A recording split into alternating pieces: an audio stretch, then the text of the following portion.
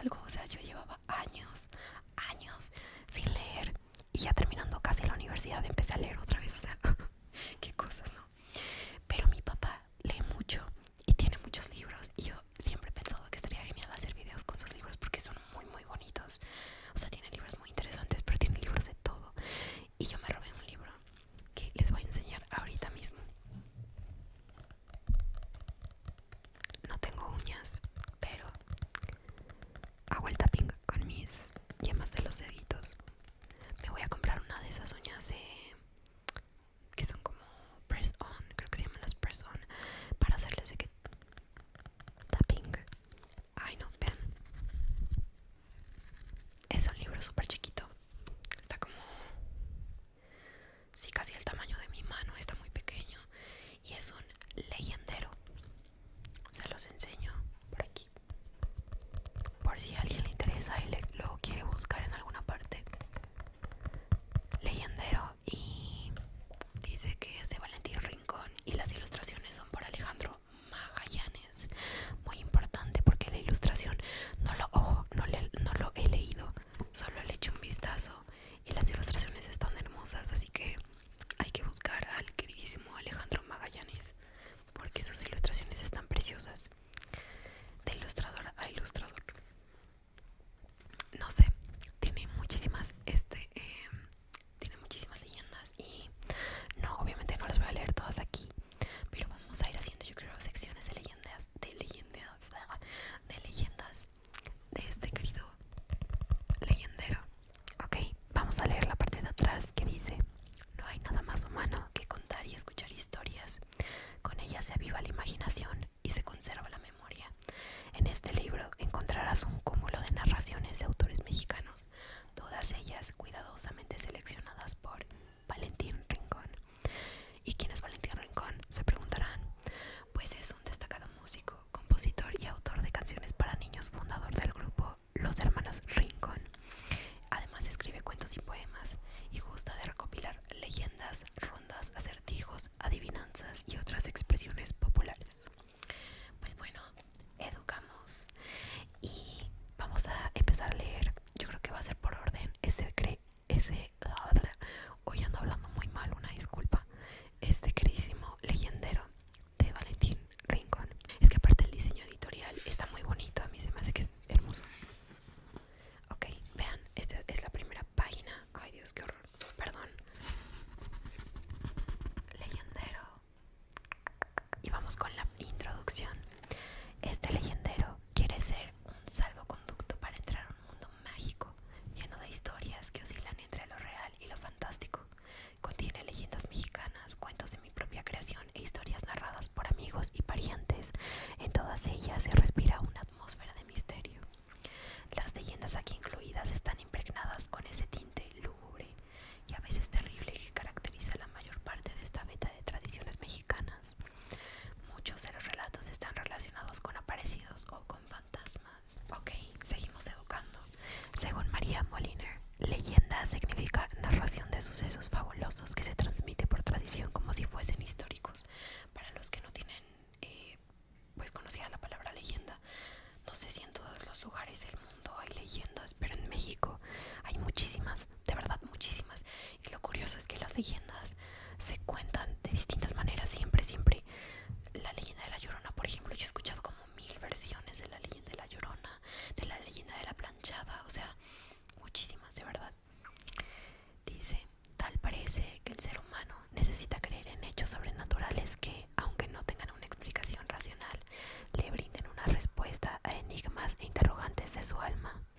Bueno, hay más de la introducción, pero yo ya voy a pasar a las leyendas.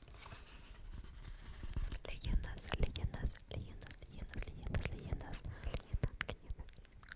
Primero es la almidonada. Ay, no lo puedo ni leer. La almidonada.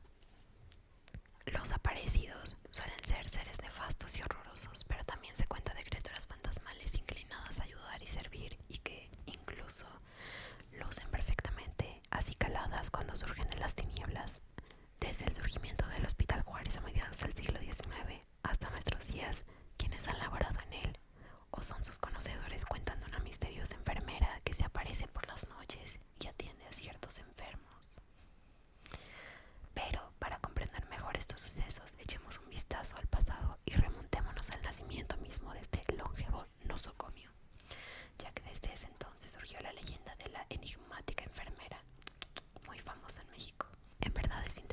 historia del Hospital Juárez.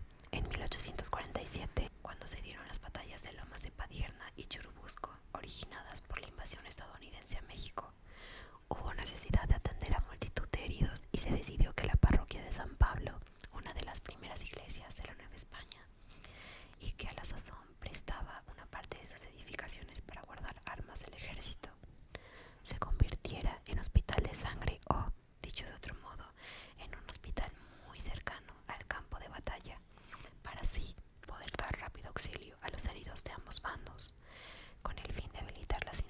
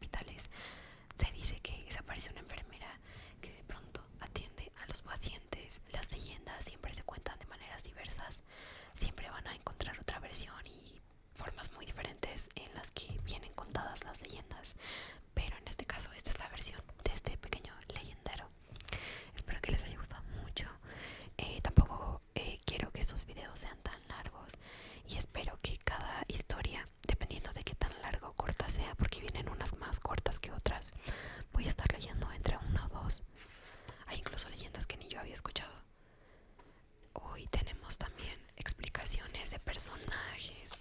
Vamos a leer una para cerrar con este video, ¿les parece? La sección se llama Personajes Diabólicos. Y tenemos aquí al primero, que es... ¿Quién es? Ay, ¿quién es este? El diablo. Vamos a leer qué nos pueden contar sobre el diablo. El diablo, como personaje protagónico, se pasea por la literatura de todo el mundo. Vive en la infinidad de novelas, cuentos y relatos, en los que, por cierto, muchas veces surge la anécdota de que alguien le pide riquezas u otros bienes y él se los proporciona a cambio de su alma. Por eso es bien conocido el dicho que reza: tiene pacto con el diablo, aplicado a personas dotadas de extrema habilidad para alguna tarea o a quienes en un momento dado les asiste la fortuna.